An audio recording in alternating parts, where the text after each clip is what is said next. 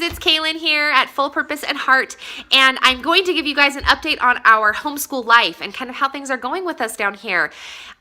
We are wrapping up our school year. I don't know what week we're on or how many weeks we've done or whatever, but after a series of events, I've kind of decided that we're going to close the book on our school year and prepare ourselves for our next school year coming up here in several months. And there's a couple of things that have contributed to me thinking that, and I wanted to share those thoughts with you, and then maybe you might be in the same boat as me. So it's the middle of April. We just had Easter, and it's a super early time. Like in a traditional school setting, you don't stop school in April. And my background comes in public education, and so I've been having a really sharp learning curve of creating a school life here at home that kind of complements my training in a public school setting and yet really accommodates the lifestyle that I want, and part of the reasons why I've chosen to do homeschooling here. So after we've been doing a lot of preschool curriculum. We started this school year, I was just gung-ho for preschool and all preschool material.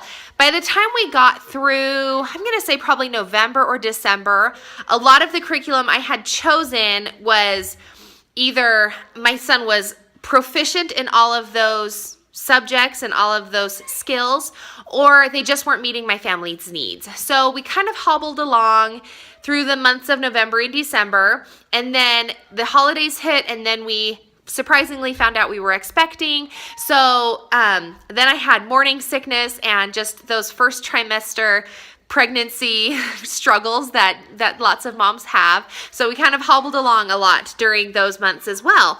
Well, now that we've kind of launched a little bit into spring, and I've noticed just in the little school days that we have been doing that my son really is proficient in all of the curriculum that I gathered for our preschool year. And isn't that the whole purpose of school, is to teach and train your child based on their age appropriate material? So rather than force ourselves to continue this school schedule that my teacher brain feels like we need to have, I've decided we're going to just finish off the month and close the book and prepare ourselves for his kindergarten year. So that's one of the reasons why I've decided to finish our school year out, is because we've learned everything that we need to learn. Kind of a big fun bonus for having homeschool life is that once your child is proficient, there's no need to continue teaching the subject. You just kind of roll it into the other things that you're learning and doing. So that's one thing. The other thing that is happening is because we found out we were expecting, the baby's coming right at the beginning of the traditional school year. So because I've decided to homeschool for our kindergarten year, I want to start early in the summer months, kind of towards the end of July, get in a good 6 to 7 weeks of school, and then take off 2 or 3 weeks when the baby comes, and then I want to kind of slowly start up again so that by the time the first week of October hits, we can start with a more regular school schedule with what I've been planning. So for that reason, I don't want to stop school in May and then pick it up again in July. So anyway, so we have decided that we're going to wrap up our school year and finish out 2016-2017. So it's been kind of fun.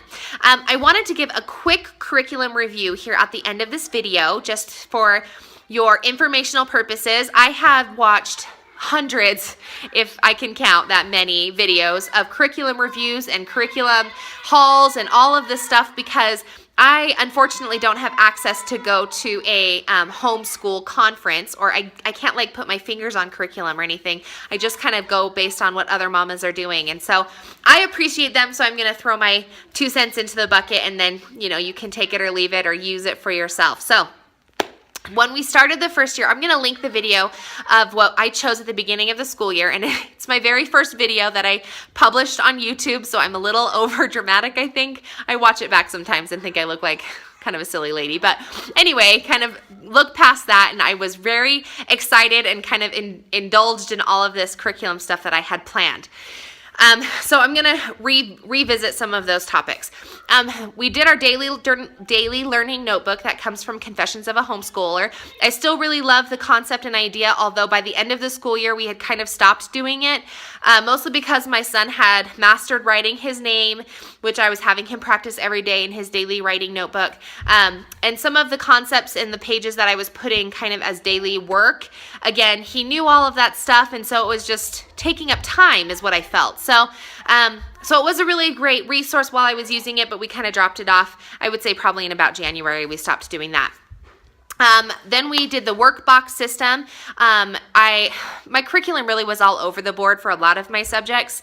I didn't have like one focused thing, which I think was probably part of why it was a little bit of a rough year, because as a preschooler, I just kind of mashed a bunch of stuff together. I didn't really have any like building on curriculum, which is fine, but it kind of made it a little hard. But anyway, so my Bible was just stuff that I was putting together. I was using a church distributed magazine from my church. It's called The Friend. I'll put a link below. I mentioned it a couple of times in my workbox videos. If you watched any of those, I still really love them, and I'll probably incorporate them a little bit in as we do the preschool for my next little ones that are coming along. And then we did Letters of the Week at the beginning of, we did the Confessions of a Homeschooler's K4 program, and if you watch some of my other videos, I didn't use it a lot. I used it a little bit in the beginning, but then I found that it wasn't as organized for me to be able to just quickly pull the activities. Whereas like when you do the Letters of the Week, everything that you need for that week is in one folder. And when you do the K4 curriculum, you have to kind of pull it from all of these different resources or all the different files, and just was too complicated for me, so I wasn't really using it. Then, thanks to some YouTube videos and Howl Happy Home, she was great because I could tell she was kind of struggling with the curriculum she had chosen, although different from mine. She suggested that, or her preschooler had switched over to using the Christian Light Education workbooks, and here's this one. And right when she started mentioning or talking about it, I was struggling with mine and looking for something fresh. And so this is their kindergarten curriculum. And I only invested in the first 3 workbooks because at the time I kind of just wanted to test it out. They're very affordable. And in retrospect, kind of as a review, I still really did like them at the time. They worked for us for then. I'm not really sure how much of a kindergarten curriculum they would be, because as a homeschool mom, I had been teaching my son the numbers and alphabet a lot during his 2nd and 3rd year of life. So by the time he was 4, going through each of these lessons, it was kind of beyond him, but I was pushing him through it just because I felt like it was important. So just so you can see, this is kind of toward the end of workbook 3. And so you're working with the double-digit numbers and counting and whatever. You write the numbers and write the letters. It's both a letters and a numbers curriculum. But, ho-hum. I felt like it was fine and it was good, but, none of the pages are colored, which, I don't know, do kindergartners really care, or preschoolers? Maybe not, but as a parent, I want it to be pretty. So anyway, but it was just kind of ho-hum, and by the end, I really noticed a lot of repeat activities, which I don't think you can fix. I mean, there's only so many things you can do to teach the letter U, but anyway, so it was good, but we never really finished it. We have several lessons left in this book here, the workbook 3. There are 5 workbooks and 5 activity books, and I only invested in the 3, but they're really affordable, and they did work out for me in supplementing what my son was doing. Most of my son's learning came from his online program. We used a program that's called Upstart by the company called Waterford, and they're in a couple of states. I can't tell you off the top of my head because I don't know. I live in the state of Utah, so they're here. I believe they're in Ohio, and I think that they're starting in Oregon.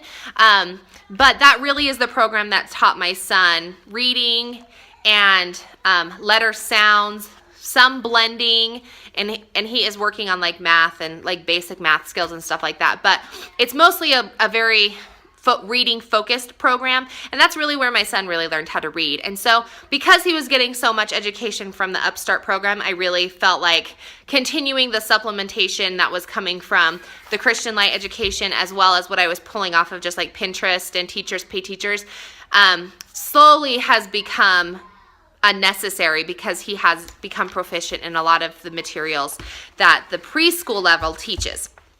So with that being said, I've been really invested in spending a lot of time trying to prepare ourselves for our kindergarten and what we're going to be doing. I have decided to homeschool him for kindergarten, like I mentioned, so that was kind of a bumpy road. I'll have to do another video on kind of what got us to where we are now and how we decided to homeschool for kindergarten.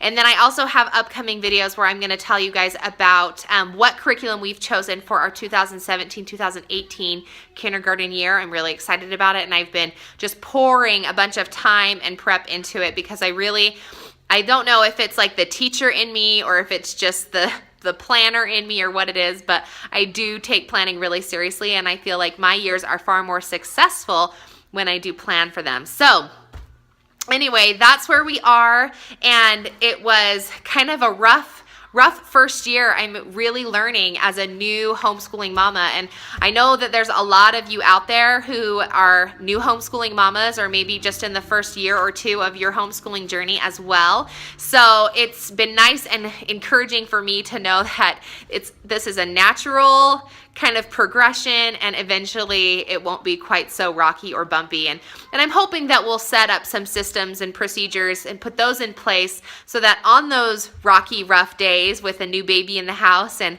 kind of a public school setting that I'm hosting next year, hopefully we'll still be able to get it through. So anyway, that's kind of where we are. Thanks for tuning in. Like this video if you liked it, and subscribe to my channel. I'm going to be posting videos weekly. I need to update a few things on my page so that it says that it's going to be, but I will be posting probably Mondays or Tuesdays. I'll be posting videos that'll kind of give you an update of what our homeschool journeys looking like and how our summer's going. I have fun summer plans for summer camp and different things like that. So anyway, thanks for tuning in and for following our homeschooling life, and hopefully your schooling life or your life in general is going really well, and we'll talk to you in another video. Have a good one, guys.